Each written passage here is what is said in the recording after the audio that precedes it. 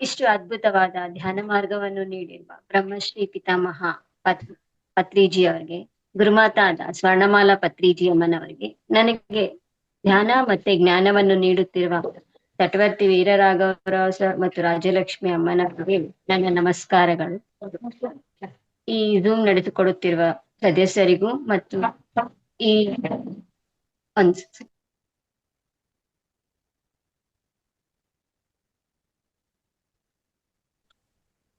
ಈ ಅದ್ಭುತ ಮಾರ್ಗವನ್ನು ಎಲ್ಲರಿಗೂ ಈ ಝೂಮ್ ನಲ್ಲಿ ನೆರೆದಿರುವ ಆತ್ಮ ಬಂಧುಗಳಿಗೂ ಮತ್ತು ಯೂಟ್ಯೂಬ್ ನಲ್ಲಿ ವೀಕ್ಷಿಸುತ್ತಿರುವ ಎಲ್ಲ ಆತ್ಮ ಬಂಧುಗಳಿಗೂ ನನ್ನ ನಮಸ್ಕಾರಗಳು. ನನ್ನ ಹೆಸರು ಸುನೀತಾ ರಮೇಶ್. ನಾನು ಬ್ಯಾಂಗ್ಳೂರಿಂದ ಬಂದಿದ್ದೀನಿ. ನಾನು ಈ ಧ್ಯಾನ ಮಾರ್ಗಕ್ಕೆ ಬಂದ್ಬಿಟ್ಟು 2.5 ವರ್ಷ ಆಗಿದೆ. ಈ 2.5 ವರ್ಷಗಳ ಕಾಲ ನನಗೆ ಈ ಧ್ಯಾನದ ಬಗ್ಗೆ ಒಂದು ತುಂಬಾ ಎಷ್ಟು ಅನುಭವಗಳಾಗಿದೆ. ಅದನ್ನ ನಿಮ್ಗೆಲ್ಲರಿಗೂ ಹಂಚುವ ಪ್ರಯತ್ನವನ್ನು ಮಾಡ್ತಿದ್ದೀನಿ. ಈ ಧ್ಯಾನ ಮಾರ್ಗಕ್ಕೆ ಬರೋಕ್ಕಿಂತ ಮುಂಚೆ ನನಗೆ ತುಂಬಾ ಭಯ ಅನ್ನೋದಿತ್ತು. ಒಂಥರ ತುಂಬಾ ಸ್ವಲ್ಪ ಡಿಪ್ರೆಷನ್ ಅಲ್ಲಿ ಇದ್ದೆ. ಎಲ್ಲಕ್ಕೆ ನೆಗೆಟಿವ್ ಆಲೋಚನೆಗಳೆಲ್ಲ ಬರ್ತಾ ಇತ್ತು. ಆ ನೆಗೆಟಿವ್ ಆಲೋಚನೆಗಳು ಯಾಕೆ ಬರ್ತಾ ಇದೆ ಅಂತಾನೂ ಗೊತ್ತಾಗ್ತಿರ್ಲಿಲ್ಲ. ಒಂಥರ ತುಂಬಾ ಸತಮತಗೊಳ್ತಾ ಇದ್ದೆ. ಯಾರತ್ರ ಮಾತಾಡಕ್ಕೂ ಭಯ ಪಡ್ತಾ ಇದ್ದೆ. ಏನ್ ಮಾತಾಡಿದ್ರೆ ಏನ್ ಅನ್ಕೊಳ್ತಾರೋ ಅನ್ನೋ ಇದ್ರಲ್ಲಿದ್ದೆ. ಆಮೇಲೆ ಈ ಧ್ಯಾನ ಮಾರ್ಗಕ್ಕೆ ನಾನು ಅಷ್ಟು ಸುಲಭವಾಗಿ ಬರ್ಲಿಲ್ಲ. ಏನೋ ಒಂದು ಕಷ್ಟ ಬಂದಾಗೆ ನಮ್ಗೆ ಈ ಇದು ನಮ್ಗೆ ಏನೋ ಇದು ಕಷ್ಟ ಬಂದಾಗ್ಲೇ ನಮ್ಗೆ ಒಂಥರ ಇದಾಗತ್ತೆ. ಒಂಥರ ನಮ್ಗೆಲ್ಲ ಸಮಸ್ಯೆಗಳು ಎದುರಾಗ್ದಾಗೆ ನಮ್ಗೆ ಏನಿದು ನನಗೆ ಆಗ್ತಾ ಇದೆಯಲ್ಲ ಈ ರೀತಿ ಎಲ್ಲ ಕಷ್ಟಗಳು, ನಷ್ಟಗಳು ಅಂತ ಅನ್ಕೊಳ್ತಾ ಇರ್ತೀವಿ. ಅದಕ್ ಕಾರಣ ನಮ್ಗೆ ತಿಳಿಯೋದಿಲ್ಲ. ಅದು ತುಂಬಾ ಕಷ್ಟ ಎದುರಿಸ್ದಾಗಲೇ ನಮ್ಗೆ ಅರ್ಥ ಆಗತ್ತೆ. ಯಾಕಂದ್ರೆ ಆ ಕಷ್ಟಗಳನ್ನ ಎದುರಿಸ್ದಾಗಲೇ ನಮ್ಗೆ ಅದ್ರಿಂದ ನಾವು ಪಾಠ ಕಲಿತಾ ಇದೀವಿ ಅಂತ ನಮ್ಗೆ ತಿಳಿದಿಲ್ಲ. ಪಾಠ ಏನೋ ಒಂದು ಕಲಿಯೋದಿದೆ. ಆ ಪಾಠ ಕಲಿಯೋದಕ್ಕೋಸ್ಕರ ಈ ಕಷ್ಟಗಳು ಬರ್ತಾ ಇದೆ ಅಂತ ನಮ್ಗೆ ಕರ್ಮಗಳು ಇರೋದ್ ಕಾರಣದಿಂದಲೇ ಆ ಕಷ್ಟ ಬರ್ತಿದೆ. ನಾವು ಅದನ್ನ ಎದುರಿಸ್ಬೇಕು. ಎದುರಿಸಿರ್ಲಿಂದ ನಾವು ಕಷ್ಟದಿಂದ ನಾವು ಅದ್ ಪಾರಾಗೋದಿಲ್ಲ. ಆ ಕಷ್ಟ ಏನು ಅಂತಂದ್ರೆ ಕರೋನಾದಲ್ಲಿ ನಮ್ಮ ಹಸ್ಬೆಂಡು ಸೆಕೆಂಡ್ ವೇವ್ ಅಲ್ಲಿ ಕರೋನಾದಲ್ಲಿ ನಮ್ ಹಸ್ಬೆಂಡ್ ಡೆತ್ ಆಗೋಯ್ತು. ಡೆತ್ ಆಗಿದ ತಕ್ಷಣ ಎಲ್ಲ ಅವರೇ ಮ್ಯಾನೇಜ್ ಮಾಡ್ತಾ ಇದ್ರು ಮನೇಲೆಲ್ಲ. ಏನಾಯ್ತು ಅಂದ್ರೆ ಆ ಟೈಮಲ್ಲಿ ಸಡನ್ ಆಗಿ ಫಸ್ಟು ಆಕ್ಚುಲಿ ನನಗ್ ಬಂದಿತ್ತು. ನನಗ್ ಬಂದು ಅವ್ರು ನನ್ನನ್ನ ಸಂಭಾಳಿಸ್ಕೊಂಡು ಎಲ್ಲ ಇದ್ ಮಾಡ್ತಾ ಇದ್ರು. ಆದ್ರೆ ಸಡನ್ ಆಗಿ ನನ್ ಸಪ್ರೇಟ್ ಆಕ್ಚುಲಿ ಮನೆ ಕಟ್ಸಿದ್ರು. ಮನೆ ಕಟ್ಸಿ ಕಾ ಕರೋನಾ ಟೈಮಲ್ಲ ಮನೆ ಎಲ್ಲ ಖಾಲಿ ಆಗೋಗ್ಬಿಟ್ಟಿತ್ತು. ಖಾಲಿ ಆಗಿರೋದ್ರಿಂದ ನನ್ನನ್ನ ಒಂದ್ ರೂಮಲ್ಲಿ ಕ್ವಾರಂಟೈನ್ ಮಾಡಿದ್ರು. ತಿರ್ಗಾ ಅವರು ಸ್ವಲ್ಪ ರಿಸ್ಕ್ ತಗೊಂಡ್ರು. ಅಂದ್ರೆ ನಾನ್ ಹತ್ತು ಇಳ್ದು ಅವರು ತುಂಬಾ ಸ್ಟ್ರೈನ್ ಆಗೋಗ್ಬಿಟ್ರು. ತಿರ್ಗಾ ಆಮೇಲೆ ಅವ್ರಿಗೂ ಕರೋನಾ ಬಂದ್ಬಿಡ್ತು. ಕರೋನಾ ಬಂದ ತಕ್ಷಣ ಏನಾಯ್ತು, ತಿರ್ಗಾ ಸುಮ್ನೆ ಸಿಂಪ್ಟಮ್ಸ್ ತಿರ್ಗಾ ಚೆಕಪ್ ಮಾಡ್ಸಕ್ ಹೋದ್ರೆ ನನ್ ಕರೋನಾ ಅಂತ ಬಂತಲ್ಲ. ಡಾಕ್ಟರ್ಸ್ ಹೇಳಿದ್ರು ಮನೇಲೆ ಬಂದು ಇಂಜೆಕ್ಟ್ ಮಾಡ್ತಾರೆ ಅದ್ ಕರೋನಾದು ಅಂತ, ನೀವು ಮಾಡಿಸ್ಕೊಳ್ಳಿ. ನಿಮ್ಗೂ ಹಾಗೆ ಇರ್ಬೋದು, ಒಂದ್ಸತಿ ನೀವು ಮಾಡಿಸ್ಕೊಂಬಿಡಿ. ಫಸ್ಟೇ ಪ್ರಿಕಾಷನ್ ತಗೊಂಡ್ಬಿಟ್ರೆ ಒಳ್ಳೇದಲ್ವಾ, ನಿಮ್ ಕರೋನಾ ಅಟ್ಯಾಕ್ ಆಗಲ್ಲ ಅಂತ ಹೇಳ್ಬಿಟ್ಟು, ಯಾಕಂದ್ರೆ ಅವ್ರ ಜೊತೆಲೇ ಇರ್ತಿರಲ್ಲ ನೀವುನು, ನಿಮ್ಗೂ ಆ ಚಾನ್ಸಸ್ ಇರುತ್ತೆ ಬರಕ್ಕೆ ಅಂತ ಹೇಳ್ಬಿಟ್ಟು ಬಂದ್ಮೇಲೆ ಅವ್ರು ಬಂದು ಇಂಜೆಕ್ಷನ್ ಇಬ್ರಿಗೂ ಕೊಟ್ಟು ಹೋದ್ರು. ಕೊಟ್ಟಾದ್ಮೇಲೆ ಒಂದ್ 2-3 ದಿವಸಕ್ಕೆಲ್ಲ ಅವ್ರಿಗೂ ತುಂಬಾ ಸ್ಟ್ರೈನ್ ಆಗೋಯ್ತು. ಹತ್ತಿಳಿಯಕ್ಕೂ ಆಗ್ಲಿಲ್ಲ ಅಂತ ಪರಿಸ್ಥಿತಿಲಿ ಎದುರಾದಾಗ ಸರಿ ಅಂತ ಮನೇಲಿ ಅತ್ತೆ ಇದ್ರು. ಬಟ್ ಅವರು ಎಷ್ಟು ಅಂತ ಮಾಡ್ತಾರೆ, ಅವರು ಅಡ್ಗೆನೂ ಮಾಡ್ಬೇಕು, ತಿಂಡಿನೂ ಮಾಡ್ಬೇಕಲ್ವಾ. ಹಾಗಾಗಿ ಅವ್ರಿಗೂ ಸ್ವಲ್ಪ ಪ್ರಾಬ್ಲಮ್ ಆಗೋಯ್ತು. ಅಂದ್ರೆ ಅವರು ಹತ್ತಕ್ಕೆ ಸ್ವಲ್ಪ ಕಷ್ಟ ಆಗ್ತಾ ಇತ್ತು ಅವ್ರಿಗೂನು.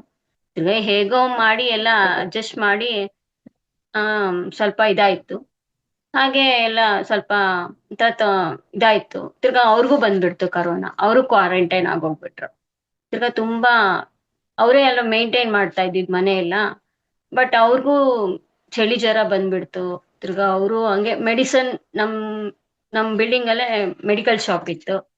ಅವರೆಲ್ಲ ಸಪ್ಲೈ ಮಾಡ್ತಾ ಇದ್ರು ಮೆಡಿಸನ್ಸ್ ಎಲ್ಲ, ನಮ್ಗೆ ಕಿಟಕಿ ಹತ್ರ ಬಂದು ಕೊಡ್ತಾ ಇದ್ರು. ತಿರ್ಗಾ ಈ ರೀತಿ ಪರಿಸ್ಥಿತಿಗಳು ಎದುರಾದಾಗ್ಲೇ ನಾನು ಡೆತ್ ಆಯ್ತಲ್ಲ. ಡೆತ್ ಆಗಿದ ತಕ್ಷಣ ಅಂದ್ರೆ ತುಂಬಾ ಸೀರಿಯಸ್ ಆಗ್ಬಿಟ್ಟು ಅವರು ಮರಣ ಹೊಂದ್ಬಿಟ್ರು. ಆಗ ದಿಕ್ಕು ತೋಚ್ತಾ ಇಲ್ಲ, ಏನ್ ಮಾಡ್ಬೇಕು, ಎಲ್ಲ ಅವರೇ ಮೇಂಟೈನ್ ಮಾಡ್ತಾ ಇದ್ರು. ಎಲ್ಲರೂ ಇದ್ರು, ಆದ್ರೂ ಇರೋದು ಒಬ್ನೇ ಮಗ, ಮಗಳು. ಮಗಳನ್ನ ಮದ್ವೆ ಮಾಡ್ಬಿಟ್ಟಿದ್ರು. ಇನ್ನ ಇವ್ರೇ ಅಲ್ವಾ, ಮೈಂಟೈನ್ ಎಲ್ಲ ಇವ್ರೇ ಮಾಡ್ತಾ ಇದ್ರು. ಮನೆ ಕಟ್ಸಿದ್ದು ರೀಸೆಂಟ್ ಆಗಿ ಕಟ್ಸಿದ್ರು. 2019 ಅಲ್ಲಿ ಕಟ್ಸಿದ್ರು. 2021 ಅಲ್ಲಿ ಡೆತ್ ಆಗೋಯ್ತು. ಡೆತ್ ಆಗಿದ ತಕ್ಷಣ ಏನಾಯ್ತು, ತುಂಬಾ ಮನೆಯಲ್ಲಿ ಆ, ತುಂಬಾ ಮಾವನೂ ಇರ್ಲಿಲ್ಲ. ಅತ್ತೆ ನಾನು ಇದ್ವಿ. ಆಗ ತುಂಬಾ ಕಷ್ಟ ಆಯ್ತು. ಅಂದ್ರೆ ಮಾಮೂಲಿ ಇರುತ್ತಲ್ಲ, ಏನೋ ಒಂದು ಅತ್ತೆ ಏನು ಪ್ರಾಬ್ಲಮ್ಸ್ ಇರುತ್ತಲ್ಲ, ಏನೋ ಒಂದು ಚಿಕ್ಕ ಪುಟ್ಟ ಅದಕ್ಕೂ ಇರುತ್ತಲ್ಲ. ತಿರ್ಗಾ ಅವರು ಡೆತ್ ಆಗಿದ ತಕ್ಷಣ ನಾನು ನಿನ್ನನ್ನ ಇದ್ ಮಾಡ್ಕೊಳಕ್ ಆಗಲ್ಲ, ನಿಮ್ ನಾ ನಂಗೆ ಇಷ್ಟು ಅಂತ ದುಡ್ಡು ಕೊಟ್ಬಿಡು, ನೀನು ಬೇರೆ ನಾನು ಹೋಗ್ಬಿಡು ಅಂತ ಇದ್ ಮಾಡ್ಬಿಟ್ರು. ಆಗ ಏನ್ ಪರಿಸ್ಥಿತಿ ಅಂತ ಅಂದ್ರೆ ನನ್ಗೆ ಹೇಳ್ಕೊಳಷ್ಟಲಾಗದ ಪರಿಸ್ಥಿತಿ ಎದುರಾಗ್ಬಿಡ್ತು. ಎದುರಾಗಿದ ತಕ್ಷಣ ನಾನು ಏನಪ್ಪ ನಾನು ಯಾಕಪ್ಪ ನನ್ಗೆ ಈ ಪರೀಕ್ಷೆ ಅಂತ ತುಂಬಾ ಟೈಮ್ ಪಾಸ್ಗೆ, ಅಂದ್ರೆ ಏನ್ ಪ್ರಾಬ್ಲಮ್ ಇಲ್ಲ, ಎಲ್ಲ ಅಡ್ಜಸ್ಟ್ ಮಾಡಿ ಹೋಗಿದ್ದಾರೆ. ಬಟ್ ಸಾಲಗಳಿತ್ತು. ಆ ಸಾಲಗಳನ್ನ ಹೆಂಗ್ ತೀರ್ಸ್ಬೇಕು ಅನ್ನೋ, ಅದು ಮನೆಗಳು ಬೇರೆ ಖಾಲಿ ಆಗ್ತಾ ಇತ್ತಲ್ಲ, ಅದೊಂದು ಟೆನ್ಷನ್ ಆಗ್ತಾ ಇತ್ತು. ಹಾಗೆ ಒಂದ್ಸತಿ ಯೂಟ್ಯೂಬ್ ಅಲ್ಲಿ ಹೀಗೆ ಆ ಏನೋ ಸುಮ್ನೆ ಸರ್ಚ್ ಮಾಡ್ತಾ ಇದ್ದೆ, ನೋಡ್ತಾ ಇದ್ದೆ. ಆಮೇಲೆ PMCದು ಎಲ್ಲ ಎಕ್ಸ್‌ಪೀರಿಯನ್ಸ್, ಜನರದ್ದು ಎಕ್ಸ್‌ಪೀರಿಯನ್ಸ್ ಎಲ್ಲ ನೋಡ್ದಾಗ, ಅಯ್ಯೋ! ಇದು ತುಂಬಾ ಚೆನ್ನಾಗಿದೆ ಅಲ್ವಾ? ಏನು ನಾನು ಒಂದ್ಸತಿ ಟ್ರೈ ಮಾಡ್ಬೋದಲ್ವಾ? ನನ್ಕಿಂತ ಇನ್ನ ಘೋರಾತಿ ಘೋರವಾದ ಪರಿಸ್ಥಿತಿಗಳು ಎದುರಾಗಿದೆ ಅಲ್ವಾ? ಅವ್ರದ್ದು ಎಕ್ಸ್‌ಪೀರಿಯನ್ಸ್ ಎಲ್ಲ ಕೇಳಕ್ ಶುರು ಮಾಡ್ಬಿಟ್ಟೆ. ಶೇ ಶೇರ್ ಮಾಡ್ದಾಗ, ಕೇಳ್ದಾಗ ತಿರ್ಗಾ ಏನೋ ಚೆನ್ನಾಗಿದೆ ಅಲ್ಲ, ಮಾಡ್ಬೋದಲ್ವಾ ನಾನೂನು ಅಂತ ಹೇಳ್ಬಿಟ್ಟು, ಆ 1 ವೀಕ್ ಫುಲ್ಲು ಎಕ್ಸ್‌ಪೀರಿಯನ್ಸು, ಅದು ತುಂಬಾ ಇಂಟ್ರೆಸ್ಟ್ ಬರ್ತಾ ಇತ್ತು. ಎಲ್ಲಾರ ಎಕ್ಸ್‌ಪೀರಿಯನ್ಸು ಕೇಳಿ ನನ್ಗೆ ಈ ಧ್ಯಾನದ ಬಗ್ಗೆ ತುಂಬಾ ಇಷ್ಟ ಆಗೋಯ್ತು. ಆ ಧ್ಯಾನ ಇಷ್ಟ ಆಗಿರೋ ಕಾರಣದಿಂದ ನಾನು ಏನ್ ಮಾಡ್ದೆ, ನಾನು ಒಂದು 41 ಡೇಸ್ ಮಾಡೋಣ.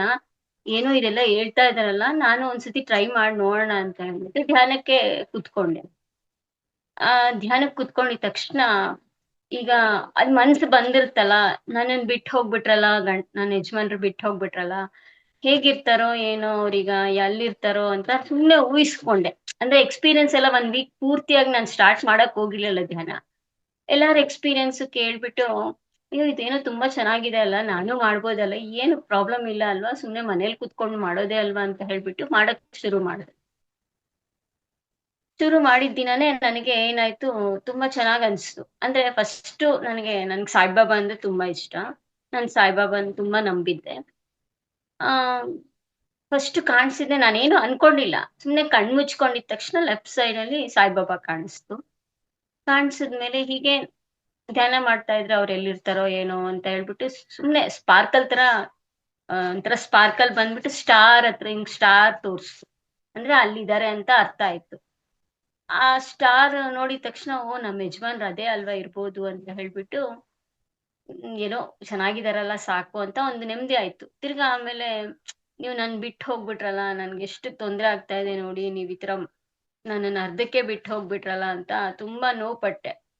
ತಿರ್ಗಾ ಸಡನ್ ಆಗೆ ಪಕ್ಕದಲ್ಲಿ ಸಾಯಿಬಾಬಾ ಕೆಳಗ್ ಬಂದಿತ್ತು. ತಿರ್ಗಾ ಪಕ್ಕದಲ್ಲೇ ಅಲ್ಲೇ ಲೆಫ್ಟ್ ಅಲ್ಲೇ ಅವ್ರ ಫೋಟೋ, ಚಿಕ್ಕ ಫೋಟೋ, ಯಾವ್ದೋ ಒಂದು ಫೋಟೋ ಕಾಣಿಸ್ತು. ಅಂದ್ರೆ ನಾನ್ ನಿನ್ ಜೊತೆಲೇ ಇದೀನಿ ಅಂತ ಅರ್ಥ ಆಯ್ತು. ಅದು ಅವಾಗ ಎಷ್ಟು ಆನಂದ ಆಯ್ತು ಅಂದ್ರೆ, ಅದು ತೀರದ ಆನಂದ ಆಯ್ತು. ಅಂದ್ರೆ ಯಾವಾಗ್ಲೂ ಇಲ್ದ ಆನಂದ ತುಂಬಾ ಆಗೋಯ್ತು. ಏನೋ ಇದು ಚೆನ್ನಾಗಿದೆಯಲ್ವಾ ಅಂತ ಹೇಳ್ಬಿಟ್ಟು, ಹಾಗೆ ಧ್ಯಾನ ಮಾಡ್ತಾ, ಮಾಡ್ತಾ ಕುತ್ಕೊಂಡೆ. ಏನೇನೋ ಎಕ್ಸ್‌ಪೀರಿಯನ್ಸ್‌ಗಳಾಗ್ತಾ ಇತ್ತು. ಎಲ್ಲ ದೇವ್ರುಗಳು, ಅಂದ್ರೆ ಥರ್ಡ್ ಐ ಓಪನ್ ಆಗುತ್ತೆ ಅಂತಾರಲ್ಲ, ಆ ತರ ಏನೋ ಒಂಥರ ಆಹ್, ಒಂದು ಮರದ ಮೇಲೆ, ಒಂದು ಮರ ಇರುತ್ತೆ. ಆ ಮರದ ಮೇಲೆ ಎಲ್ಲ ಇದು ಫೋಟೋಗಳು, ದೇವ್ರ ಫೋಟೋಗಳು ಕಾಣಿಸ್ತು. ಆಮೇಲೆ ತಿರ್ಗಾ ನಮ್ಮನೆ ಅಂದ್ರೆ ಅಮ್ಮನ್ ಮನೆ ದೇವ್ರು ನಾಗಪ್ಪದು. ಆ ನಾಗಪ್ಪಂದೇ ಜಾಸ್ತಿ ಕಾಣಿಸ್ತಾ ಇತ್ತು. ಆಮೇಲೆ ಈಶ್ವರಂದು, ಆ ತರ ಏನೇನೋ ಅನುಭವಗಳಾಗ್ತಾ ಇತ್ತು. ತಿರ್ಗಾ ಒಂದಿನ ಏನಾಯ್ತು, ಡೈಲಿ ಮಾಡಕ್ ಶುರು ಮಾಡ್ಬಿಟ್ಟೆ. ಒಂದ್ ಟೈಮ್ ಫಿಕ್ಸ್ ಮಾಡ್ಕೊಂಡೆ. ಆ ಟೈಮ್ ಫಿಕ್ಸ್ ಮಾಡ್ಕೊಂಡೆ ಧ್ಯಾನ ಮಾಡಕ್ ಶುರು ಮಾಡ್ದೆ. ಒಂದ್ ದಿವ್ಸ ಕುತ್ಕೊಂಡಿದೀನಿ. ಕುತ್ಕೊಂಡಿದ್ ತಕ್ಷಣನೇ ಏನೋ ಒಂಥರ ಹ್ಮ್ ಬಾಡಿಗೆ ಏನೋ ಒಂಥರ ಶಾಕ್ ಹೊಡ್ದಂಗ್ ಆಗೋಯ್ತು. ಏನಿದು ಹಿಂಗ್ ಶಾಕ್ ಹೊಡಿತಾ ಇದೆ ಅಂತ ಹೇಳ್ಬಿಟ್ಟು ಭಯ ಆಗೋಯ್ತು. ಅವಾಗ ಆಕ್ಚುಲಿ ಅದು ಕಾಸ್ಮಿಕ್ ಎನರ್ಜಿ ಪಾಸ್ ಆಗಿದೆ ಅಂತ ಗೊತ್ತಾಗಿಲ್ಲ. ಆಮೇಲ್ ಹೋಗ್ತಾ, ಹೋಗ್ತಾ ಆಮೇಲ್ ತಿಳಿತು. ಓಹೋ! ಇದಾ ಕಾಸ್ಮಿಕ್ ಒಂಥರ ಬಾಡಿ ಎಲ್ಲ ಶೇಕ್ ಆದಂಗ್ ಆಗೋಯ್ತು. ಒಂಥರ ಆಗೋಯ್ತು. ಏನಿದು ಈ ತರ ಆಗ್ತಾ ಇದೆಯಲ್ಲ ಅಂತ ಅನ್ಕೊಂಡು ಭಯ ಆಗ್ಬಿಟ್ಟು ಹಂಗೆ ಮಲ್ಕೊಂಬಿಟ್ಟೆ. ದಿನಾಗ್ಲೂ ಹಂಗೆ ಶುರು ಮಾಡ್ಕೊಂಡ್ ಹೋದೆ. ಸಂಕಲ್ಪ ಇಟ್ಕೊಂಡು ಮಾಡ್ಕೋಬಹುದು ಅಂತ ಎಲ್ಲ ಹೇಳಿದ್ರಲ್ಲ. ಆಕ್ಚುಲಿ ಅವಾಗ ಧ್ಯಾನದ ಬಗ್ಗೆ ಸಂಕಲ್ಪ ಇಟ್ಕೊಂಡು ಧ್ಯಾನ ಮಾಡ್ಬಾರ್ದು. ಶಕ್ತಿ ನಾವು ಕಳ್ಕೊಂತೀವಿ. ಆಗ ಸಂಕಲ್ಪ ಇಟ್ಕೊಂಡು ಧ್ಯಾನ ಮಾಡ್ದೆ ನಾನು. ಒಂದು 41 ಡೇಸ್ ಅಲ್ಲಿ ಮಾಡ್ತಿದ್ದೀನಲ್ಲ, ಏನೋ ಒಂಥರ ಮಾಡಿದ್ರೆ ಬರ್ತಾರೋ ಏನೋ ಬಾಡಿಗೆಗೆ. ಯಾಕಂದ್ರೆ ಎಲ್ಲ ರೆಂಟ್‌ಗ್ ಕೊಡ್ಬೇಕಲ್ವಾ? ಮನೆಗಳು ಬೇರೆ ಒಬ್ಬರಾದ್ಮೇಲೆ ಒಬ್ರು ಬಿಟ್ಬಿಡ್ತಾ ಇದ್ರು. ಟೆನ್ಷನ್ ಆಗ್ತಾ ಇತ್ತು. ಹೇಗಪ್ಪ ಮಾಡ್ಲಿ? ಅವ್ರು ಇದ್ದಿದ್ರೆ ಹೆಂಗೋ ಅಡ್ಜಸ್ಟ್ ಮಾಡ್ತಾ ಇದ್ರಲ್ಲ. ಇವಾಗ ನನ್ ಮೇಲೆ ಬಿದ್ಬಿಟ್ಟಿದೆ ಅಲ್ಲ. ಫ್ಯಾಮಿಲಿ ಪ್ರಾಬ್ಲಮ್ ಬೇರೆ. ಈ ಕಡೆ ಈ ತರ ದುಡ್ಡಿನ ಪ್ರಾಬ್ಲಮ್ಮು. ತಿರ್ಗಾ ಎಲ್ಲ ಅವರೇ ಮೇಂಟೈನ್ ಮಾಡ್ತಾ ಇದ್ರು. ತುಂಬಾ ಕಷ್ಟ ಆಯ್ತು. ಆ! ಏನೋ ಮಾಡೋಣ ಸಂಕಲ್ಪ ಇಟ್ಕೊಂಡು ಆಕ್ಚುಲಿ ಧ್ಯಾನದ ಬಗ್ಗೆ ಒಂಚೂರು ಏನೂ ತಿಳಿದಿರ್ಲಿಲ್ಲ ಅವಾಗ. ಆಕ್ಚುಲಿ ಸಂಕಲ್ಪ ಇಟ್ಕೊಂಡು ಧ್ಯಾನ ಮಾಡ್ಬಾರ್ದು. ಅಂದ್ರೆ ಭಗವಂತ ನಮ್ಮನ್ನ ಹುಟ್ಸಿದಾನೆ. ಅವನಿಗೆ ಗೊತ್ತಿಲ್ವಾ ನಮ್ಗೇನ್ ಬೇಕು, ಆ ಟೈಮ್‌ಗೆ ಏನ್ ಬೇಕೋ ಎಲ್ಲ ಅವ್ನು ಮಾಡ್ತಾನೆ. ಆದ್ರೆ ನಾವು ಆ ಟೈಮಲ್ಲಿ ನಮ್ಗ್ ಗೊತ್ತಿಲ್ಲ. ಸಂಕಲ್ಪ ಇಟ್ಕೊಂಡು ಧ್ಯಾನ ಮಾಡ್ದೆ. ಧ್ಯಾನ ಮಾಡ್ದಾಗ ಏನಾಯ್ತು ಅಂತಂದ್ರೆ, ಆ ಟೈಮ್‌ನಲ್ಲಿ ಧ್ಯಾನ ಮಾಡ್ದಾಗ ಹ್ಮ್ 31 ಡೇಸ್ ಅಲ್ಲಿ ಆಯ್ತೇನೋ. 31 ಡೇಸ್‌ಗೆ ಬಂದ್ಬಿಟ್ರು. ಮನೆಗಳಿಗೆ. ಒಂದು ಮನೆಗ್ ಬಂದ್ರು. ತಿರ್ಗಿ ಒಂಥರ ಸಮಾಧಾನ ಆಯ್ತು. ಅಯ್ಯೋ! ನಾನ್ ಅನ್ಕೊಂಡಿದ್ದು ಆಗೋಯ್ತಲ್ವಾ ಅಂತ ಒಂಥರ ಖುಷಿ ಆಯ್ತು. ಆಮೇಲೆ ಮೋಟ್ರ್ ಕೆಟ್ಟೋಯ್ತು. ಆ ಮೋಟ್ರು ಪ್ರಾಬ್ಲಮ್ ಆಗೋಯ್ತು. ಭಯ ಆಗೋಯ್ತು. ಏನಿದು ನನ್ಹತ್ರ ದುಡ್ಡಿಲ್ಲ. ಏನಿದು? ಏನ್ ಮಾಡ್ಲಿ? ಅಂತ ಹೇಳ್ಬಿಟ್ಟು ತಿರ್ಗಾ ಸ್ವಲ್ಪ ಫೋನ್ ನಂಬರ್ಸ್ ಎಲ್ಲ ಬರ್ದಿದ್ರು ಅದ್ರಲ್ಲೆಲ್ಲ. ನಮ್ಮ ಯಜಮಾನ್ರು ಒಂದು ಲಿಸ್ಟಲ್ಲೆಲ್ಲ ಬರ್ದಿದ್ರು. ತಿರ್ಗಾ ಅವ್ರ್ ಕಾಂಟ್ಯಾಕ್ಟ್ ಮಾಡಿ, ತಿರ್ಗಾ ಈ ತರ ನಮ್ಮ ಯಜಮಾನ್ರ್ ಈ ತರ ಆಗಿದೆ. ನೋಡಿ ಸರ್ ನನ್ಗೆ ಸ್ವಲ್ಪ ಪ್ರಾಬ್ಲಮ್ ಇದೆ ನನ್ಗೆ. ನನ್ನತ್ರ ಅಷ್ಟೊಂದ್ ಕೊಡಕ್ಕಾಗಲ್ಲ ಅಂತ ಹೇಳಿ ಅವರು ಸ್ವಲ್ಪ ಒಂದ್ 18,000 ಆಗಿದ್ದು 14,000 ಮಾಡ್ಕೊಂಡು ಹೆಂಗೋ ಸ್ವಲ್ಪ ಇನ್‌ಸ್ಟಾಲ್‌ಮೆಂಟ್ ರೂಪದಲ್ಲಿ ನಾನು ಕೊಡ್ತೀನಿ ಸರ್. ನನ್ಗೆ ತುಂಬಾ ಪ್ರಾಬ್ಲಮ್ ಆಗಿದೆ ಅಂತ ಹೇಳ್ಕೊಂಡಿದ್ದಕ್ಕೆ, "ಗೊತ್ತು ಬಿಡಮ್ಮ ಸರಿ. ತುಂಬಾ ನಿಮ್ಮ ಯಜಮಾನ್ರು ತುಂಬಾ ಒಳ್ಳೆಯವರು" ಅಂತ ಹೇಳಿ ಒಂದ್ ಸ್ವಲ್ಪ ಸಮಾಧಾನದಿಂದ ಮಾತಾಡ್ಬಿಟ್ಟು, ನಂಗೆ ಸ್ವಲ್ಪ ಕನ್ಸೆಷನ್ ಕೊಟ್ಟು ಆ ಮೋಟ್ರ್ ರಿಪೇರಿನೂ ಸರಿ ಹೋಯ್ತು. ಹಾಗೆ ಈ ತರ ಫೇಸ್ ಮಾಡ್ಕೊಂಡ್ ಬಂದ್ಮೇಲೆ ತಿರ್ಗಾ ಇನ್ನೊಂದು ಝೂಮಲ್ಲಿ ಜಾಯಿನ್ ಆದೆ. ಇದು ಗೈಡೆಡ್ ಮೆಡಿಟೇಷನ್. ಅಂದ್ರೆ ಆ ಗೈಡೆಡ್ ಮೆಡಿಟೇಷನ್ ಇಂದ ಏನಾಗುತ್ತೆ ನಮ್ಗೆ ಅಂದ್ರೆ ಅಲ್ಲೂ ಅಷ್ಟೇ. ಅಲ್ಲೂ ಒಂದು 1 ಅವರ್ ವರೆಗೂ ಮಾಡ್ತಾ ಇದ್ರು. 6-7 ಹಾಫ್ ಅನ್ ಅವರ್ ಧ್ಯಾನ. ಆಮೇಲೆ ಆಮೇಲೆ ಅವ್ರ ಮಾಸ್ಟರ್ಸ್ ಬಂದ್ಬಿಟ್ಟು ಎಲ್ಲ ಅವ್ರದ್ದು ಎಲ್ಲ ಹೇಳ್ತಾ ಇದ್ರು. ಆ ರೀತಿ ತುಂಬಾ ಚೆನ್ನಾಗಿತ್ತು. ಆಮೇಲೆ ತಿರ್ಗಾ ನಾನು ಇದನ್ನ ಸ್ವಲ್ಪ 1 ತಿಂಗಳವರೆಗೂ ಕಂಟಿನ್ಯೂ ಮಾಡ್ಕೊಂಡು ಹೋದೆ. ಕಂಟಿನ್ಯೂ ಮಾಡ್ಕೊಂಡು ಹೋದಾಗ ಏನಾಯ್ತು, ಆ ತಿರ್ಗಾ ನನ್ಗದು ಯಾರೋ ಮಾಡಿದ್ರು. ಒಂದ್ ಕಡೆ ಕರ್ಕೊಂಡೋದ್ರು ನನ್ನನ್ನ. ಇದು ಗೌರಿಬಿದನೂರ್ ಹತ್ರ ಕರ್ಕೊಂಡೋದ್ರು ಸರ್ ಒಬ್ರು. ಅಲ್ಲಿ ಕರ್ಕೊಂಡೋದಾಗ ನನ್ಗೆ ಅಲ್ಲಿ ತುಂಬಾ ಚೆನ್ನಾಗಾಯ್ತು. ಆ ಸಿಂ ಗ ಇದು ಯಾವ ಮ್ಯೂಸಿಕ್ಕೂ ಇಲ್ಲ. ಸುಮ್ನೆ ಹಾಗೆ ಶ್ವಾಸದ ಮೇಲೆ ಗಮನ ಇಟ್ಟು ಧ್ಯಾನವನ್ನು ಮಾಡ್ಸಿದ್ರು. ಅಲ್ಲಿ ತಟವರ್ತಿ ರಾಘವರಾವ್ ಸರ್ ಅಂತ ನನ್ಗೆ ಅಲ್ಲಿ ಯಾರೋ ಕರ್ಕೊಂಡೋದ್ರು. ಗೌರಿಬಿದನೂರ್ ಹತ್ರ ತಪಸ್ವಿ ಹಳ್ಳಿ ಅಂತ. ಅಲ್ಲಿ ಪಿರಮಿಡ್ ಇದೆ. ಅಲ್ಲಿ 3 ಡೇಸ್ ಕ್ಲಾಸ್ ಇತ್ತು. ಅಲ್ಲಿ ಹೋದ್ಮೇಲೆ ನನ್ಗೆ ಏನೋ ಒಂಥರ ಆನಂದ. ಇ ಇಷ್ಟು ದಿನ ಇಲ್ದೇ ಇರೋ ಆನಂದ ಅಲ್ಲಿ ತುಂಬಾ ಚೆನ್ನಾಗ್ ಲಭಿಸ್ತು. ಯಾಕಂದ್ರೆ ಅವರು ಸುಮ್ನೆ ಸೈಲೆಂಟ್ ಮೆಡಿಟೇಷನ್ ಮಾಡ್ತಾ ಇದ್ರು. ಅದ್ರಲ್ಲಿ ಅವ್ರು ಹೇಳೋ ಮಾತು ಮತ್ತೆ ಅಲ್ಲಿ ಅವರು ಸುಮ್ನೆ ತುಂಬಾ ಒಂಥರ ಏನು ಅಂತಂದ್ರೆ, ತುಂಬಾ ಚೆನ್ನಾಗೆ ಅದು ಎಲ್ಲ ಗ್ರೂಪ್ ಮೆಡಿಟೇಷನ್ ಮಾಡ್ದಾಗ ಅದ್ರ ಪವರ್ ಜಾಸ್ತಿ ಇರುತ್ತಂತೆ. ಆ ಗ್ರೂಪ್ ಮೆಡಿಟೇಷನ್ ಮಾಡಿಸಿದಾಗ ನನ್ಗೆಷ್ಟೋ ಅನುಭವಗಳಾಯ್ತು. ಅದು ತುಂಬಾ ಕೈಕಾಲು ಏನಾಗ್ತಾ ಇತ್ತಂದ್ರೆ, ನನ್ ಕೈಕಾಲೆಲ್ಲ ಎಳೀತಾ ಇತ್ತು ತುಂಬಾ. ಕಾಲ್ಗಳು ನೋವ್ತಾ ಇತ್ತು. ಅಂದ್ರೆ ಮೆಡಿಟೇಷನ್ ಅಲ್ಲ, ಅದು ಕಾಸ್ಮಿಕ್ ಎನರ್ಜಿ ಪಾಸ್ ಆಗ್ತಾ ಇರೋದ್ರಿಂದ ಈ ಕೈ ಕಾಲು ಎಳಿಯುತ್ತೆ. ತಲೆನೋವು ಅಂತ, ಬೆನ್ನೋವು ಅಂತ ಒಬ್ಬೊಬ್ರಿಗೆ ಒಂದೊಂದ್ ತರ ಎಕ್ಸ್‌ಪೀರಿಯನ್ಸ್ ಆಗುತ್ತೆ ಅಲ್ವಾ? ಆ ರೀತಿ ನನಗೆ ಈ ತರ ತುಂಬಾ ಕಾಲ್ಗಳು ಎಳೀತಾ ಇದೆ ಸರ್ ಅಂತ ಹೇಳಿದಕ್ಕೆ, "ಸರ್ ಧ್ಯಾನ ಮಾಡಕ್ ಇಷ್ಟ ನನಗೆ. ಒಂಥರ ತುಂಬಾ ಅನುಭವಗಳು ಬರ್ತಾ ಇದೆ" ಅಂತ ಹೇಳ್ಕೊಂಡೆ ಸರ್ ಹತ್ರ. ಆಗ "ನೀನ್ ಮಾಡಿರೋ ಕರ್ಮಗಳೆಲ್ಲ ಇರುತ್ತಲ್ಲಮ್ಮ, ಎಷ್ಟೋ ಕರ್ಮಗಳು ಈ ಜನ್ಮದಲ್ಲಿ ಮಾಡದೇ ಇರ್ಬೋದು, ಗತ ಜನ್ಮದಲ್ಲಿ ಮಾಡಿರ್ತೀಯಲ್ಲಮ್ಮ, ಆ ಕರ್ಮಗಳೆಲ್ಲ ಕಾಸ್ಮಿಕ್ ಪವರ್ ಇಂದ ನಿನ್ಗೆ ಇದಾಗ್ತಾ ಇದೆ. ಒಂಥರ ಶುದ್ಧಿ ಆಗ್ತಾ ಇದೆ. ಏನ್ ಭಯ ಪಡ್ಬೇಡ. ಒಂದ್ 2 ದಿನಗಳು ಮಾಡು. 2 ದಿನಗಳ ಕಾಲ ಮಾಡು." ಹಾಗೆ ಮಾಡ್ತಾ ಝೂಮಲ್ಲಿ ಜಾಯಿನ್ ಮಾಡಿಸ್ಬಿಟ್ರು. ಝೂಮಲ್ಲಿ ಜಾಯಿನ್ ಮಾಡಿಸ್ಬಿಟ್ರೆ ಬ್ರಾಹ್ಮಿ ಮುಹೂರ್ತದಲ್ಲಿ ಎದ್ಬಿಟ್ಟು 4 ಗಂಟೆಯಿಂದ 4:30 ವರೆಗೂ 4 ಗಂಟೆಯಿಂದ 6:30 ಧ್ಯಾನ ಮಾಡಿಸ್ತಾರೆ.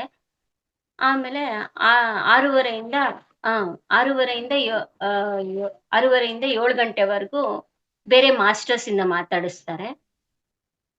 ಆಮೇಲೆ ಸರ್ರು, ಮೇಡಮ್ಮು ಮಾತಾಡ್ತಾರೆ. ಒಂದ್ ದಿವಸ ಸರ್ರು, ಇನ್ನೊಂದ್ ದಿವಸ ಮೇಡಮ್ ಮಾತಾಡ್ತಾರೆ. ರಾಜಲಕ್ಷ್ಮಿ ಅಮ್ಮನವರು, ರಾಘವರಾವ್ ಸರ್.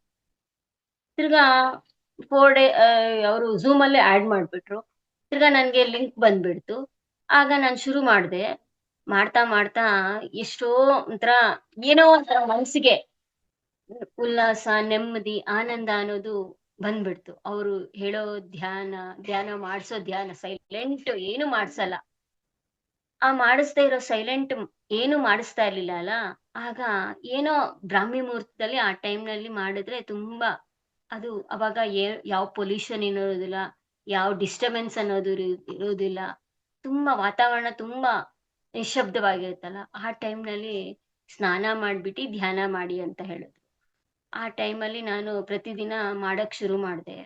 ಏನೋ ಎ ಎಲ್ಲೋ ತೀರದ ಆನಂದ ಅಂದ್ರೆ ಅದು ಹೇಳ್ಕೊಳ್ಳೋಷ್ಟಲ್ಲ ಆಗದ ಆನಂದ ಅನ್ನೋದು ನನಗ್ ಲಭಿಸ್ಬಿಡ್ತು. ಅವಾಗಿಂದ ಶುರು ಮಾಡಿದ್ದು ತಿರ್ಗಾ ಇನ್ಯಾವ ಝೂಮ್‌ಗೂ ನಾನ್ ಸೇರ್ಕೊಳಕ್ ಹೋಗ್ಲಿಲ್ಲ. ಆಮೇಲೆ ಅಲ್ಲೆಲ್ಲ ತಿಳ್ಕೊಂಡು ಆ ಜ್ಞಾನ, ಅವ್ರು ಹೇಳೋ ಜ್ಞಾನ, ಧ್ಯಾನ ಮಾಡ್ತಾ ಧ್ಯಾನ ಶಕ್ತಿ ಕೊಡುತ್ತೆ ನಮ್ಗೆ. ಆ ಶಕ್ತಿ ಕೊಟ್ಟಾಗ ನಮ್ಗೆ ಏನಾಗುತ್ತೆ ಅಂದ್ರೆ ಅವ್ರು ಕೊಟ್ಟೋ ಜ್ಞಾನದಿಂದ ನಮ್ಗೇನಾಗುತ್ತೆ ಆ ತಡ್ಕೊಳ್ಳೋ ಶಕ್ತಿ ನಮ್ಮಲ್ಲಿ ಬರುತ್ತೆ. ಅಂದ್ರೆ ಆ ಶಕ್ತಿ ಅಂತ ಹೇಗೆ ಅಂತ ಅಂದ್ರೆ ಇವಾಗ ನಾವು ಅಜ್ಞಾನದಲ್ಲಿದ್ದೀವಿ. ಒಂದು ಚಿಕ್ಕ ಸಮಸ್ಯೆ ಬಂದ್ರೂನು ಎಷ್ಟು ಒದ್ದಾಡ್ಬಿಡ್ತೀವಿ. ಆ ಸಮಸ್ಯೆ ನನ್ಗೆ ಯಾಕಪ್ಪ ಬಂದಿದೆ? ಎಲ್ಲರೂ ಚೆನ್ನಾಗಿದ್ದಾರೆ. ಅವರೆಲ್ಲ ಚೆನ್ನಾಗಿದ್ದಾರೆ. ನನಗೇ ಯಾಕೆ ಈ ರೀತಿ ಪರಿಸ್ಥಿತಿಗಳು ಬರುತ್ತೆ ಅಂತ ಅದು ಕಾರಣಗಳು ತಿಳಿಸಿದ್ರು. ಆಮೇಲೆ ಅರ್ಥ ಮಾಡ್ಕೊಂಡೆ. ನನ್ ಜೀವನ ನಾನ್ ಸರಿ ಮಾಡ್ಕೊಂಡೆ. ನಾನ್ ಧೈರ್ಯವಾಗ ನನ್ಗ ಆ ಜವಾಬ್ದಾರಿ ಅನ್ನೋದು ಬಂದ್ಬಿಡ್ತು. ಅದೇ ನನ್ ಜವಾಬ್ದಾರಿ ನಾನ್ ಹ್ಯಾಂಡ್ ಓವರ್ ನಾನ್ ಮಾಡ್ಕೊಂಡೆ ನಮ್ಮ ಯಜಮಾನ್ರಿಂದ. ಆಮೇಲೆ ಮನೇಲೆಲ್ಲ ಇತ್ತು. ಅದನ್ನೆಲ್ಲ ಸಾಲ್ವ್ ಮಾಡ್ಕೊಂಡೆ. ಎಲ್ಲ ಸಾಲ್ವ್ ಆಯ್ತು. ಆಮೇಲೆ ಧ್ಯಾನ ಆಹ್, ಭೀಮಾವರಂಗೆ ಹೋದೆ. 3 ಡೇಸ್ ಕ್ಲಾಸ್‌ಗೆ ಹೋದೆ. 2 1 ½ ಇಯರ್, 2 ಇಯರ್ಸ್ ಇಂದ ನಾನಲ್ಲಿ ಕಂಟಿನ್ಯೂಯಸ್ ಆಗಿ ಹೋಗ್ತಾ ಇದ್ದೀನಿ. ಅಲ್ಲಿ ಭೀಮವರಂನಲ್ಲಿ ನಮ್ಗೆ 10 ಅವರ್ಸ್ ಧ್ಯಾನ ಮಾಡಿಸ್ತಾರೆ. ಅಂದ್ರೆ 3 ಡೇಸ್ ಕ್ಲಾಸು. ಅಂದ್ರೆ 27 ದಿವಸಗಳ ಕಾಲ ನೀವು ಸಂಸಾರವನ್ನು ನೋಡ್ಕೊಳ್ಳಿ. 3 ದಿನಗಳ ಕಾಲ ನೀವಲ್ಲಿ ಧ್ಯಾನ ಮಾಡಿ ಅಂತ ಸರ್ರು ಬನ್ನಿ, ಬನ್ನಿ ನೀವಲ್ಲಿ ಭೀಮವರಂ ಬನ್ನಿ. ನಿಮ್ಗೆ ಅದರ ಆ ಧ್ಯಾನದ ಮಹತ್ವ ತಿಳಿಯುತ್ತೆ. ಮತ್ತೆ ಆ ಜ್ಞಾನ ಇಲ್ಲದೆ ಕಾರಣದಿಂದ ನೀವು ಒದ್ದಾಡ್ತಿದ್ದೀರಾ. ಆ ಸಮಸ್ಯೆಗಳು, ಆ ಕಷ್ಟಗಳು ಎದುರಿಸಿದಾಗ ಒದ್ದಾಡ್ತಿದ್ದೀರಾ. ಅದಕ್ಕೆ ನೀವು ಧ್ಯಾನ ಮಾಡಿದ್ರೆ ಆ ಶಕ್ತಿಯನ್ನು ಪಡ್ಕೊಂತೀರಾ. ಅಲ್ಲಿ ಹೋಗಿ ಧ್ಯಾನ ಮಾಡ್ಕೊಂಡಾದ್ಮೇಲೆ ನನ್ ನನ್ ಪೂರ್ತಿಯಾಗಿ ನನ್ ಜೀವನವೇ ಬದಲಾಗಿದೆ. ಅಂದ್ರೆ ಈಗ ಯಾವ ಕಷ್ಟ ಬಂದ್ರು ನನ್ಗೆ ಎದುರಿಸುವ ಶಕ್ತಿ ಬಂದಿದೆ. ಏಕಂದ್ರೆ ಆ ಜ್ಞಾನ ಇಲ್ಲದೇನೆ ನಾವು ಒದ್ದಾಡ್ತಿದೀವಿ. ಆ ಜ್ಞಾನನೇ ನಾವು ಪಡ್ಕೊಂಡ್ರೆ, ಆ ಜ್ಞಾನ ನಮ್ಗೆ ಎಷ್ಟು ನಮ್ಗೆ ಪಾಠಗಳನ್ನ ಕಲ್ಸುತ್ತೆ ಅಂತ ಅಂದ್ರೆ, ಕೃಷ್ಣ ಪರಮಾತ್ಮನೇ ಹೇಳಿರೋದು. ಮಾನವ ಜೀವನ ಹೇಗಿರ್ಬೇಕು? ಮಾನವನ್ನ ಹೇಗೆ ಅವನು ಕಾಪಾಡ್ಕೊಳ್ಬೇಕು? ತನ್ನನ್ ತಾನೇ ಉದ್ಧಾರ ಮಾಡ್ಕೊಳ್ಬೇಕು. ಇನ್ಯಾವ ಮಾರ್ಗನೂ ಇಲ್ಲ. ತನ್ನನ್ ತಾನೇ ಉದ್ಧಾರ ಮಾಡ್ಕೊಳ್ಬೇಕು. ಸಾಕ್ಷಾತ್ ಕೃಷ್ಣ ಪರಮಾತ್ಮನೇ ಹೇಳಿರೋದೇನು ಅಂತಂದ್ರೆ, "ಉದ್ಧರಾತ್ಮಾನಂ ಉದ್ಧರೆ" ಅಂದ್ರೆ ನಿನ್ನನ್ ನೀನೇ ಉದ್ಧರಿಸ್ಕೊಳ್ಬೇಕು. ಯಾರು ಅವ್ರು ಮಾಡ್ತಾರೆ, ಇವ್ರು ಮಾಡ್ತಾರೆ ಅಂತ ನಮ್ಗೆ ಯಾರು ಉದ್ಧಾರ ಮಾಡೋದಿಲ್ಲ. ನಿನ್ನನ್ ನೀನೇ ಉದ್ಧಾರ ಮಾಡ್ಕೋಬೇಕು. ಅದು ಇ ಧ್ಯಾನ ಮಾಡ್ಬೇಕು. ಅಂದ್ರೆ ಯೋಗಿ ಆಗ್ಬೇಕು. ಯೋಗಿ ಅಂದ್ರೆ ನನಗೆ ತುಂಬಾ ಇಷ್ಟರು. ಅಂದ್ರೆ ಯಾರ್ ಧ್ಯಾನವನ್ನು ಮಾಡ್ತಾರೋ ಅವ್ರಿಗೆ ನಂಗೆ ಪ್ರೀತಿ ಪಾತ್ರರು. ಅಂದ್ರೆ ಪೂಜೆ, ವಿಗ್ರಹ ಇಟ್ಕೊಂಡು ಪೂಜೆ ಮಾಡೋದಲ್ಲ. ಸಾಕ್ಷಾತ್ ಆತ್ಮ ಸ್ವರೂಪವಾಗಿ ನಮ್ಮ ಶರೀರದೊಳಗೆ ಆ ಭಗವಂತನಿದ್ದಾನೆ.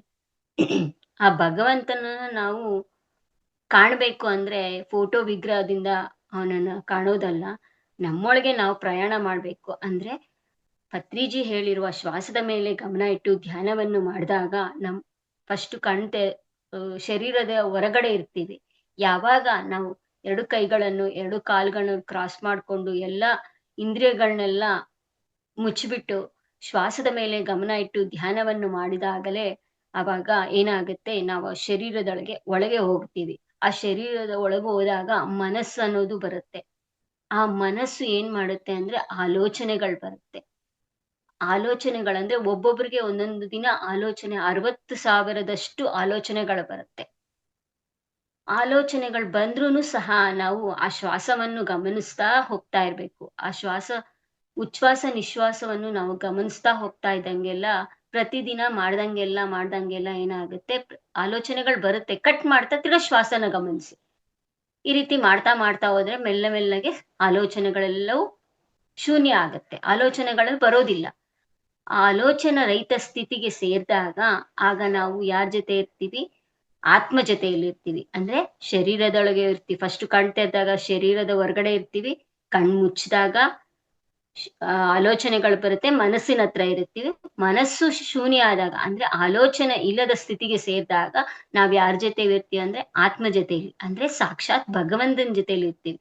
ಆವಾಗ ನಮ್ಗೆ ಆ ಆಲೋಚನಾ ರಹಿತ ಸ್ಥಿತಿಯಲ್ಲಿ ಸೇರಿದಾಗ ಆಗ ಭಗವಂತನ ಜೊತೆಯಲ್ಲಿ ಸನ್ನಿಧಾನದಲ್ಲಿರ್ತೀವಲ್ವ, ಆ ಟೈಮ್‌ನಲ್ಲಿ ನಮ್ಗೆ ವಿಶ್ವಶಕ್ತಿ ಅನ್ನೋದು ಅಪಾರವಾಗಿ ಇರುತ್ತೆ.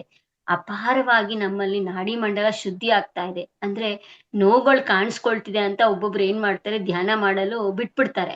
ಅದ್ ತಪ್ಪು. ಅದು ಶುದ್ಧಿ ಆಗ್ತಾ ಇದೆ. ನಮ್ ಬಾಡಿ ಕ್ಲಿಯರ್ ಆಗ್ತಾ ಇದೆ.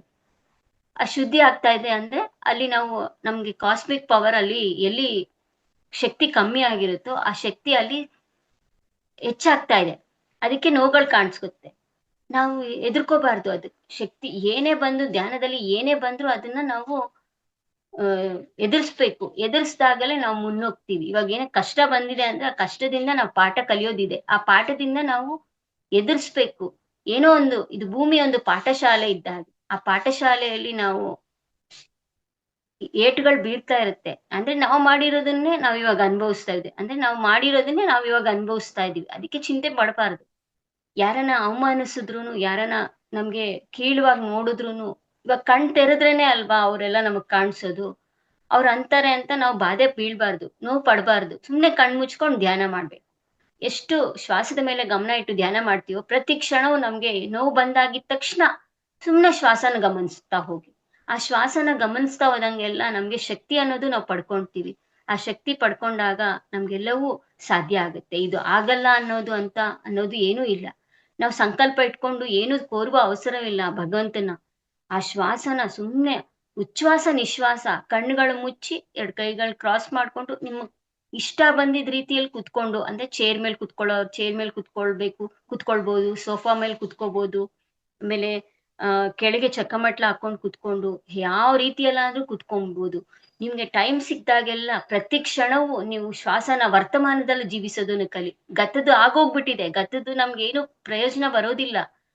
ಅದನ್ನ ನೆನ್ಸ್ಕೊಳ್ತಾ ವರ್ತಮಾನನ ಯಾಕ್ ಹಾಳ್ ಮಾಡ್ಕೊಂತೀರಾ? ನಾಳೆ ಭವಿಷ್ಯತ್ ಏನಾಗುತ್ತೋ ನಮಗ್ ತಿಳಿಯೋದಿಲ್ಲ. ಆ ಭವಿಷ್ಯದ್ ಬಗ್ಗೆನೂ ಚಿಂತೆ ಮಾಡ್ಬಾರ್ದು. ಪ್ರತಿ ಕ್ಷಣ ವರ್ತಮಾನದಲ್ಲಿ ಜೀವಿಸ್ಬೇಕು. ಪ್ರತಿ ಕ್ಷಣ ವರ್ತಮಾನದಲ್ಲಿ ಜೀವಿಸಿದಾಗ ನಾವು ಆನಂದ ಸ್ಥಿತಿಯಲ್ಲಿರ್ತೀವಿ. ಆಗೋಗಿರೋದನ್ನ ಯಾಕ್ ಚಿಂತೆ ಮಾಡ್ತೀರಾ? ಆಗೋಗಿರೋದು ಪರಿಸ್ಥಿತಿ ನಮ್ಗೆ ಮುಗ್ದೋಗಿದೆ. ಆ ಮುಗ್ದೋಗಿರೋ ಕಥೆನ ನಾವು ಚಿಂತೆ ಮಾಡ್ಬಾರ್ದು. ವರ್ತಮಾನನ ನಾವು ಹಾಳ್ ಮಾಡ್ಕೊಂತಾ ಭವಿಷ್ಯತ್ ನಾಳೆ ಏನಾಗುತ್ತೋ ನಮ್ಗ್ ಗೊತ್ತಿಲ್ಲ. ನಮ್ ಕೈಲಿಲ್ಲ. ನಮ್ ಭವಿಷ್ಯತ್ ನಾಳೆ ಚೆನ್ನಾಗಾಗ್ಬೇಕು ಅಂದ್ರೆ ನಾವು ಶ್ವಾಸದ ಮೇಲೆ ಗಮನ ಇಟ್ಟು ಧ್ಯಾನವನ್ನು ಮಾಡ್ಬೇಕು. ಎಲ್ಲಾ ನೋವುಗಳನ್ನು ಮರ್ತ್ಬಿಟ್ಟು ಆ ಶ್ವಾಸನೇ ಗಮನಿಸ್ತಾ ಉಚ್ಛ್ವಾಸ ನಿಶ್ವಾಸವನ್ನು ಗಮನಿಸ್ತಾ ನಮ್ಗೆ ಎಷ್ಟೇ ಕಷ್ಟ ಆದ್ರೂ ಆ ಭಗವಂತ, ಆ ಪ್ರಕೃತಿ ನಮ್ಮನ್ನ ಕಾಪಾಡ್ತಾನೆ, ರಕ್ಷಿಸ್ತಾನೆ. ನಮ್ಮೊಳಗೆ ಇದಾನೆ ಭಗವಂತ. ನಾವು ತಿನ್ನುವ ಆಹಾರದಲ್ಲೂ ನಾವು ತುಂಬಾ ಜಾಗ್ರತೆಯನ್ನು ವಹಿಸ್ಬೇಕು.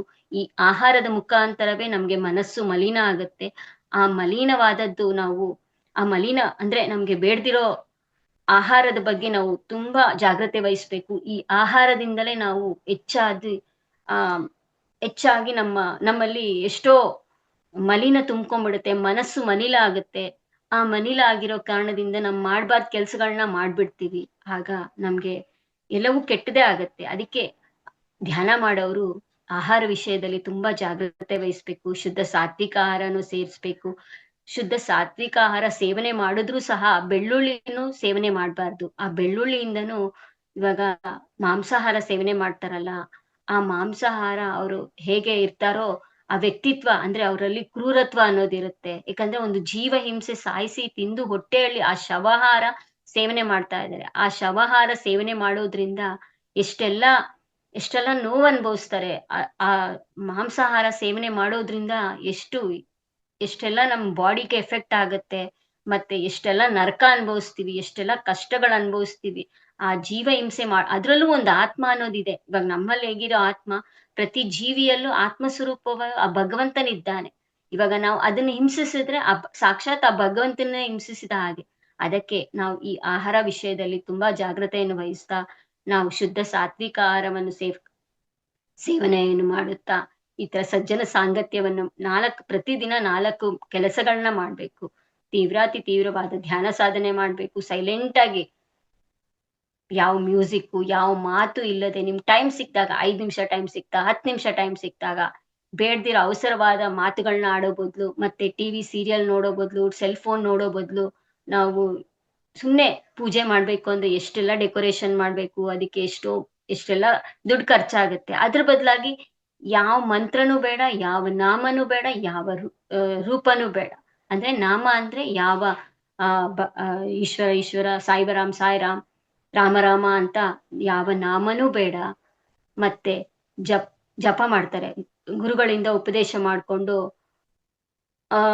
ಅವ್ರು ಹೇಳಿರೋ ಮಂತ್ರದಿಂದ ನಾವು ಅವ್ರು ಹೇಳಿರೋ ಮಂತ್ರದಿಂದ ನಾವು ಧ್ಯಾನ ಮಾಡ್ತಿರ್ತೀವಿ. ಅದ್ರಿಂದನೂ ಮನಸ್ಸು ಕೆಲ್ಸ ಮಾಡ್ತಾ ಇರುತ್ತೆ. ನಾಮದಿಂದನೂ ನಾಮ ಅಂದ್ರೆ ರಾಮ ರಾಮ ಅಂತ ಹೇಳ್ತೀವಿ. ಅದು ಮನ್ಸ್ ಕೆಲ್ಸ ಮಾಡ್ತಾ ಇರುತ್ತೆ. ಮಂತ್ರೋಪದೇಶದಿಂದ ಮಾಡ್ತಾ ಇರ್ತೀವಿ. ಗುರುಗಳು ಕೊಟ್ಟಿರೋದ್ರಿಂದ ಮಂತ್ರೋಪದೇಶನೂ ಮಾಡ್ತಾ ಇರ್ತೀವಿ. ಅದ್ರಿಂದನೂ ನಮಗೆ ಮನಸ್ಸು ಕೆಲ್ಸ ಮಾಡ್ತಾ ಇರುತ್ತೆ. ಈಗ ಮನಸ್ಸು ಕೆಲ್ಸ ಮಾಡೋದ್ರಿಂದ ನಾವು ಏನು ಸಾಧಿಸೋದಕ್ಕಾಗೋದಿಲ್ಲ. ಸೈಲೆಂಟ್ ಮೆಡಿಟೇಷನ್, ಸೈಲೆಂಟ್ ಆಗಿ ಮೌನ ಧ್ಯಾನ ಮಾಡ್ಬೇಕು. ಆ ಧ್ಯಾನದಲ್ಲಿಯೇ ನಮ್ಗೆ ಆ ಮನಸ್ಸು ಕೆಲಸ ಮಾಡದ ಸ್ಥಿತಿಗೆ ಸೇರಿದಾಗ ಆಗ ವಿಶ್ವಶಕ್ತಿ ಅನ್ನೋದು ಅಪಾರವಾಗಿ ನಮ್ಮ ನಾಡಿಮಂಡಲ ಶುದ್ಧಿ ಆಗುತ್ತೆ. 200 ನಾಡಿಮಂಡಲ ಶುದ್ಧಿ ಆ ಭಗವಂತ ನಮ್ಗೆ ಭಗವಂತ ಒಳಗಿರೋ ಭಗವಂತನೇ ನಮ್ಮನ್ನ ರಕ್ಷಿಸ್ತಾ ಇದ್ದಾನೆ. ಈಗ ಪಂಚಭೂತಗಳಿಂದ ಈ ಮಾನವ ಶರೀರ ಅನ್ನೋದು ಸೃಷ್ಟಿಸಲ್ಪಟ್ಟಿದೆ. ಆ ಶರೀರದಲ್ಲಿ ಸೃಷ್ಟಿಸಿರೋ ಕಾರಣದಿಂದ ಆ ದೇವತೆಗಳು ನಮ್ಮ ಶರೀರದಲ್ಲಿ ಎಷ್ಟೋ ತುಂಬಾ ಇರೋ ಕಾರಣದಿಂದ ನಾವು ಅವ್ರನ್ನ ಆಶ್ರಯಿಸ್ಬೇಕಂದ್ರೆ ಪತ್ರಿಜಿ ಹೇಳಿರೋ ಶ್ವಾಸದ ಮೇಲೆ ಗಮನ ಇಟ್ಟು ಧ್ಯಾನವನ್ನು ಮಾಡ್ಬೇಕು. ಅವಾಗ್ಲೇ ನಮ್ಮ ಮನಸ್ಸು ಶುದ್ಧಿ ಆಗತ್ತೆ. ವಿಶ್ವಶಕ್ತಿ ಅನ್ನೋದು ಅಪಾರವಾಗಿ ನಾವು ಪಡ್ಕೊಳ್ತೀವಿ. ಅದಕ್ಕೆ ಪ್ರತಿದಿನ 4 ಕೆಲಸಗಳನ್ನ ಮಾಡ್ಬೇಕು ಅಂತ ಪತ್ರಿಜಿ ಸರ್ ಹೇಳಿದ್ದಾರೆ. ತೀವ್ರವಾದ ಧ್ಯಾನ ಸಾಧನೆ ಮತ್ತು ಶುದ್ಧ ಸಾತ್ವಿಕ ಆಹಾರ ಮತ್ತು ಸಜ್ಜನ ಸಾಂಗತ್ಯ. ಈ ರೀತಿ ಸಜ್ಜನ ಸಾಂಗತ್ಯ ಅಂದ್ರೆ ಸತ್ಯ ಜನರ ಸಾಂಗತ್ಯವನ್ನು ಮಾಡಿದಾಗ, ಮತ್ತೆ ಸ್ವಾಧ್ಯಾಯ ಮತ್ತೆ ಆಧ್ಯಾತ್ಮಿಕ ಪರವಾದ ಪುಸ್ತಕಗಳನ್ನ ನಿಮ್ಗೇನ ಕೆಟ್ಟ ಆಲೋಚನೆಗಳು ಬರ್ತಾ ಇದೆ ಅಂದ್ರೆ ಒಳ್ಳೆ ಪುಸ್ತಕ, ರಾಘವರಾವ್ ಸರ್ ಬರ್ದಿರೋ ಎಷ್ಟೋ ಪುಸ್ತಕಗಳು ತೆಲುಗುಯಿಂದ ಕನ್ನಡ ಟ್ರಾನ್ಸ್ಲೇಷನ್ ಆಗಿದೆ. ಅಂತ ಪುಸ್ತಕಗಳನ್ನ ನಾವು ಧ್ಯಾನ ಕೂರೋಕ್ಕಿಂತ ಮುಂಚೆ ಆ ಪುಸ್ತಕಗಳು 5 ಪೇಜೋ 10 ಪೇಜೋ ನಮ್ಗೆ ಎಷ್ಟು ಬೇಕೋ ಅಷ್ಟು ಅದನ್ನ ಓದುತ್ತಾ ತಿರ್ಗಾ ಧ್ಯಾನದಲ್ಲಿ ಕೂತಾಗ ನಮ್ಗೆ ಆಲೋಚನೆ, ಅದು ಏನು ಓದಿರ್ತೀವೋ ಅದನ್ನ ಮನನ ಮಾಡ್ಕೊಳ್ಳಿ. ಆಗ ಆಲೋಚನೆ ಅನ್ನೋದು ಬರೋದಿಲ್ಲ. ಆಗ ನೀವು ಅದನ್ನ ಮಾಡಿದಾಗ ನಿಮ್ಗೆ ಚೆನ್ನಾಗೆ ಧ್ಯಾನ ಕುದುರುತ್ತೆ. ಇಷ್ಟೇ ಅಂತ ಪುಸ್ತಕಗಳನ್ನ ನಾವು ಆಧ್ಯಾತ್ಮಿಕ ಪುಸ್ತಕಗಳನ್ನ ಓದಿದಾಗ ಅದು ಸುಲಭವಾಗಿ ನಮ್ಗೆ ಅರ್ಥ ಆಗೋ ರೀತಿಯಲ್ಲೇ ಇರುತ್ತೆ. ಅದನ್ನ ಓದಿದಾಗ ತುಂಬಾ ಚೆನ್ನಾಗಿರುತ್ತೆ. ಮತ್ತೆ ಸೇವೆ, ನಮ್ ಕೈಲಾದ ಸೇವೆ, ಒಂದು ಸೇವೆ ಅಂತ ಅಂದ್ರೆ ನಾವು ತಿಳ್ಕೊಂಡಿರೋ ಜ್ಞಾನ 10 ಜನರಿಗೆ ಹಂಚಬೇಕು. ಮತ್ತೆ ಸೇವೆ ಅಂದ್ರೆ ಬರೀ ದುಡ್ಡಿನ ಮುಖಾಂತರ ಅಲ್ಲ, ನಾವು ತಿಳ್ಕೊಂಡಿರೋ ಜ್ಞಾನ ಅಂದ್ರೆ ನಾವ್ ಎಷ್ಟು ತಿಳ್ಕೊಂತೀವೋ, ಇವಾಗ ಇವತ್ತು ಒಂದು ಜ್ಞಾನ ತಿಳ್ಕೊಂಡ್ವಿ, ನಾವು ಅದು ಒಂದು 10 ಜನರಿಗೆ ನಾವು ಎಷ್ಟು ಆನಂದ ಪಟ್ವಿ ಈ ಜ್ಞಾನ ಕೇಳಿದ ತಕ್ಷಣ. ಆ ರೀತಿ ಈ ತರ ಧ್ಯಾನ ಮಾಡಿದ್ರೆ ಆ ಜ್ಞಾನ ಇನ್ನೊಬ್ರಿಗೆ ತಿಳಿಸಿದಾಗ ಅವರು ಆನಂದ ಪಡ್ತಾರಲ್ಲ, ಅದೇ ನೀವು ಕೊಡ್ಬೇಕಾಗಿರೋದು. ಅದೇ ಭಗವಂತನ್ಗೆ ತುಂಬಾ ಪಾತ್ರರಾಗ್ತಾರೆ. ಅದೇ ಅವಾಗ್ಲೇ ಕರ್ಮಗಳು ದದ್ದ ಅನ್ನೋದಾಗತ್ತೆ. ಅದಕ್ಕೆ ನಮ್ಮ ಅವಸರವಿಲ್ಲದ ಮಾತುಗಳನ್ನ ಆಡ್ತಾ ಸುಮ್ನೆ ಅವ್ರ ಬಗ್ಗೆ ಇವ್ರ ಬಗ್ಗೆ ಮಾತಾಡೋ ಬದಲಿಗೆ ಧ್ಯಾನ ಮಾಡೋಣ.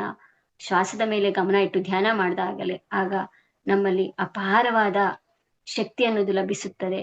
ಆ ದುಃಖದಿಂದ ನಾವು ಹೊರಗಡೆ ಬರ್ತೀವಿ. ಅಂದ್ರೆ ದುಃಖ ಅನ್ನೋದು ನಾವು ಮಾಡ್ಕೊಂಡಿರೋದೇ, ಕಷ್ಟ ತಂದ್ಕೊಂಡಿರೋದು ನಾವೇ.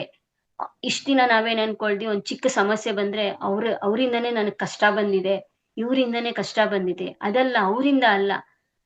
ನೀವು ಗತ ಜೀವನದಲ್ಲೋ ಮಾಡಿರೋ ಕರ್ಮ ಫಲಿತದಿಂದ ನಿಮ್ಗೆ ಕಷ್ಟ ಬಂದಿದೆ. ಅದ್ರಲ್ಲಿ ಏನೋ ಪಾಠ ಕಲಿಯೋದಿದೆ. ಆ ಪಾಠನ ಎದುರಿಸ್ತಾ, ಅವಮಾನಗಳನ್ನ ಎದುರಿಸ್ತಾ ನೀವೇನೋ ಮಾಡಿದೀರಾ, ನಿಮ್ಗ್ ಗೊತ್ತಿಲ್ಲ. ಈ ಜೀವನದಲ್ಲಿ ಏನು ಮಾಡಿಲ್ಲ ಅಂದ್ರೆ ಗತ ಜನ್ಮದಲ್ಲಿ ಒಂದೇ ಜನ್ಮ ಅಲ್ಲ, ನಮ್ಗೆ ಇದೊಂದೇ ಜನ್ಮ ಅಲ್ಲ, ಎಷ್ಟೋ ಜನ್ಮಗಳಿರೋ ಕಾರಣದಿಂದ ಆ ಜನ್ಮದಲ್ಲಿ ಮಾಡಿರೋ ಪಾಪ ಕರ್ಮಗಳು ಇವಾಗ ಅನುಭವಿಸ್ತಿದ್ದೀರಾ. ಅಷ್ಟೇ ಹೊರತಾಗಿ ಆ ಕಷ್ಟ ನೀವ್ ತಗೊಂಡ್ ಬಂದಿರೋದೇ, ನಾವಲ್ಲ. ಎಲ್ಲಾ ಮೇಲೆ ನಿರ್ಧಾರ ಮಾಡ್ಕೊಂಡು ಬಂದಿ ನಾನು ಈ ಕಷ್ಟ ಅನುಭವಿಸ್ತೀನಿ, ಈ ಪ್ರಾರಬ್ಧ ಅನ್ನೋದು ಅನುಭವಿಸ್ತೀನಿ, ಈ ರೋಗ ಅನುಭವಿಸ್ತೀನಿ ಅಂತ ಅನ್ಕೊಂಡಿದ್ವಿ. ಯಾವುದೇ ಸಂಘಟನೆ ಬಂದು, ಯಾವುದೇ ಕಷ್ಟ ಬಂದ್ರು ಅದನ್ನ ಎದುರಿಸುವ ಶಕ್ತಿ ನಿಮ್ಗೆ ಬರ್ಬೇಕು ಅಂದ್ರೆ ಈ ಶ್ವಾಸದ ಮೇಲೆ ಗಮನ ಇಟ್ಟು ಧ್ಯಾನ ಮಾಡ್ದಾಗಲೇ ಆ ಪರಿಸ್ಥಿತಿಗಳನ್ನ ಎದುರಿಸೋ ಶಕ್ತಿ ಬರುತ್ತದೆ.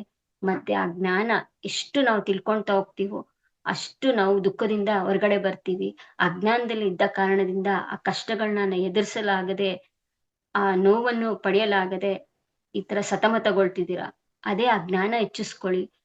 ಈ ಜ್ಞಾನಪರವಾದ ವಿಷಯಗಳು ತಿಳ್ಕೊಂಡು ನಮ್ಮ ಜೀವನದಲ್ಲಿ ಬದಲಾಯಿಸ್ಕೊಬೇಕು. ಅಂದ್ರೆ ನಾವು ಬದಲಾಯಿಸ್ಕೋಬೇಕಂದ್ರೆ ನಮ್ಮ ಇತರ ಲೋಪಗಳು, ದೋಷಗಳನ್ನ ಹುಡ್ಕೋದಲ್ಲ. ನಮ್ಮ ಲೋಪದೋಷಗಳನ್ನ ಸರಿ ಮಾಡ್ಕೊಂಡಾಗ ನಾವು ಸರಿಗ ಇರ್ತೀವಿ. ಆದ ಕಾರಣ ಇಷ್ಟು ನಂಗೆ ಈ ಅದ್ಭುತವಾದ ಅವಕಾಶವನ್ನು ನೀಡುವುದಕ್ಕೆ ಈ Zoomನಲ್ಲಿನ ಆತ್ಮ ಬಂಧುಗಳಿಗೆ ನನ್ನ ನಮಸ್ಕಾರಗಳು. Thank you master. ಇಷ್ಟೊತ್ತು ನನ್ನ ಮಾತುಗಳನ್ನ ಕೇಳಿದ್ದಕ್ಕೆ ತುಂಬಾ ಧನ್ಯವಾದಗಳು.